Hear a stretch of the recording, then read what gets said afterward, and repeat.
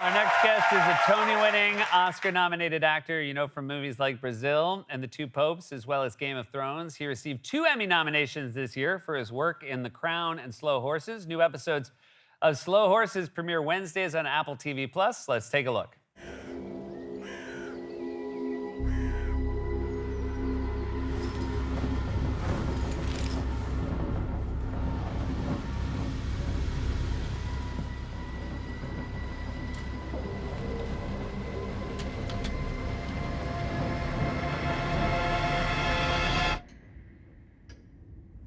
Please welcome to the show, Sir Jonathan Pryce, everybody.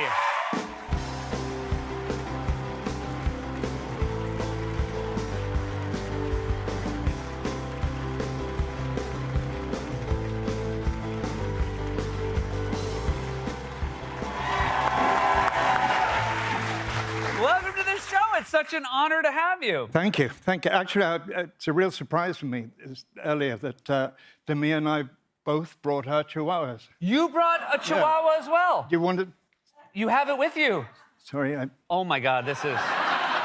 Oh, no, have you lost... Oh, Jonathan. Oh, no, Jonathan. Sorry. This is heartbreaking. Do you think you can push through? I'll be okay. I'll be okay. Don't worry. Anyway, I was very happy. You've been in every season of Slow Horses. This is a wonderful show about sidelined MI5 agents.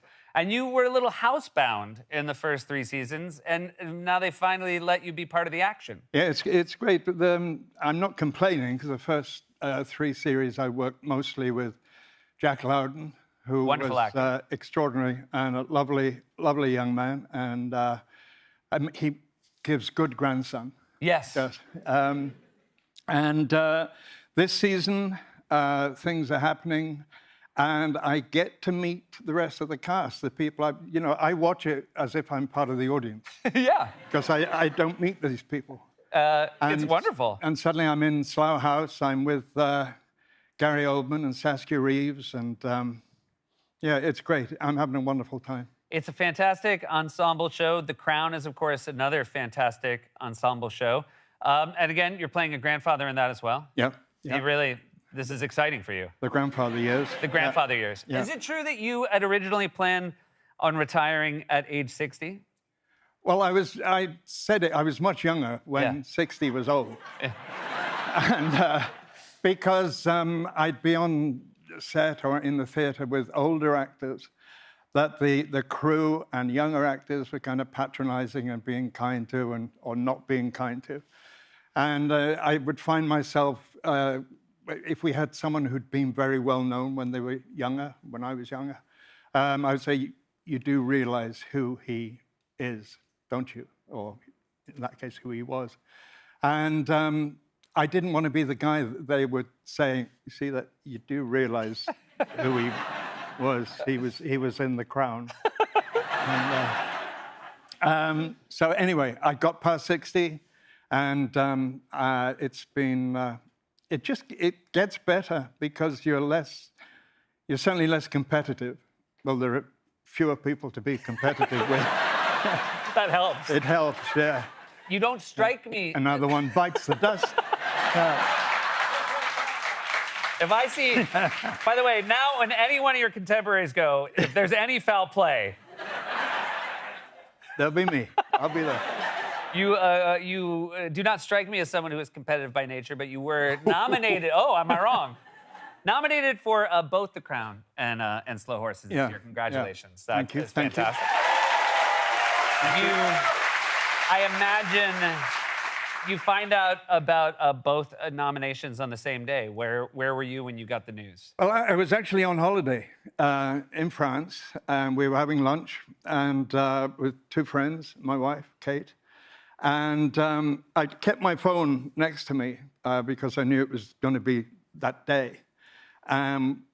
Lunch is going fine, and my phone went ping.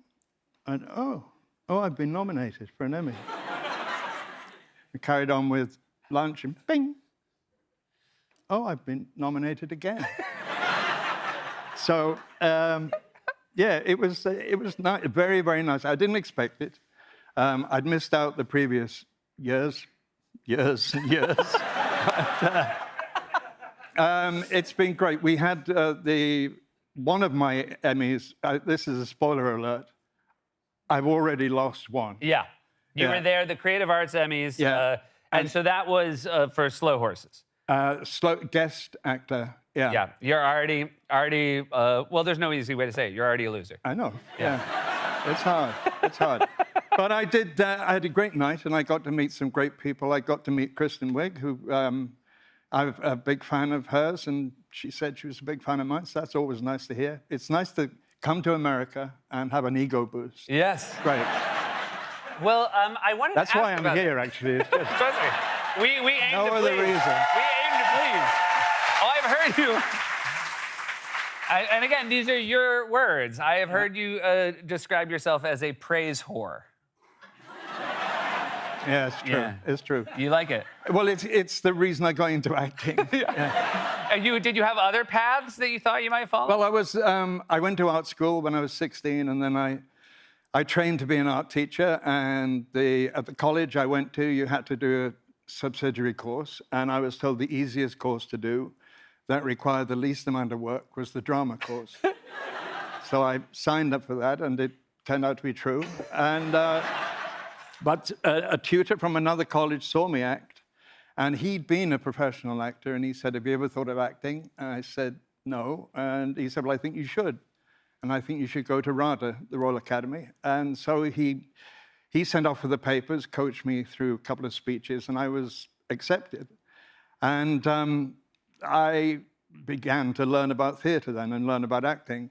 But I did find that I think that one of the reasons I liked acting so much was that, you know, my painting, it was good, it's okay, but no one was going, "Oh, that's the best thing I've ever seen."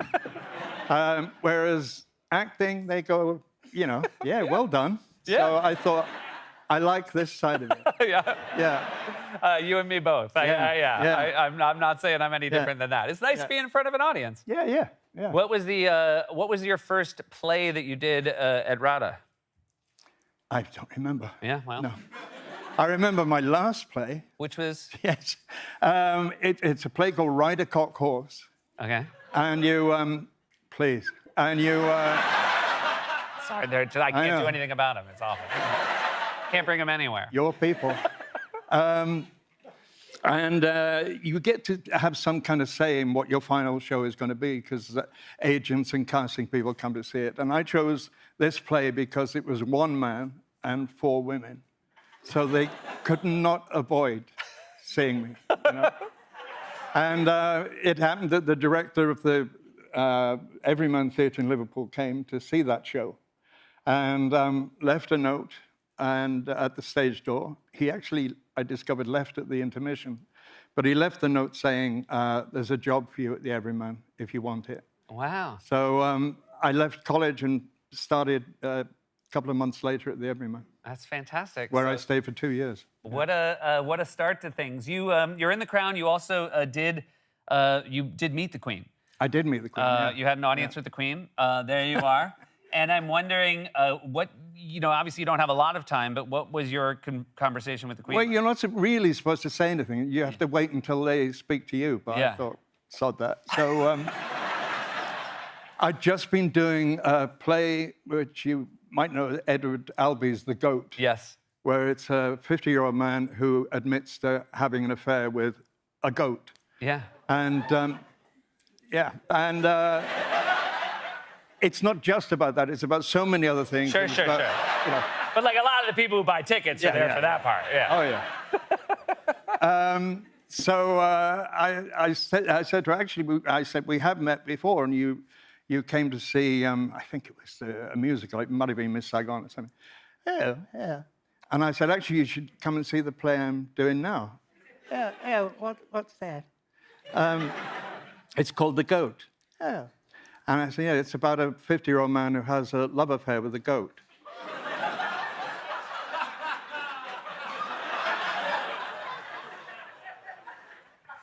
And she moved on. So, that was great.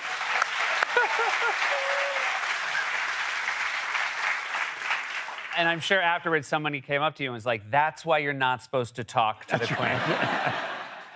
You play a former spy to some degree in Slow Horses. You've played in a Bond film. You were a villain in Tomorrow Never Dies. And we found a clip. And again, I am a huge fan of your acting, and especially the amount of work you put into the physical side of acting. Yeah. 'Cause it's not just verbal. No. And I'm going to show this clip, and when it's over, I'm going to have some questions about whether or not you know how to type. Okay. British Secret Service agent James Bond and his collaborator Wei Lin of the Chinese People's External Security Force were found dead this morning in Vietnam.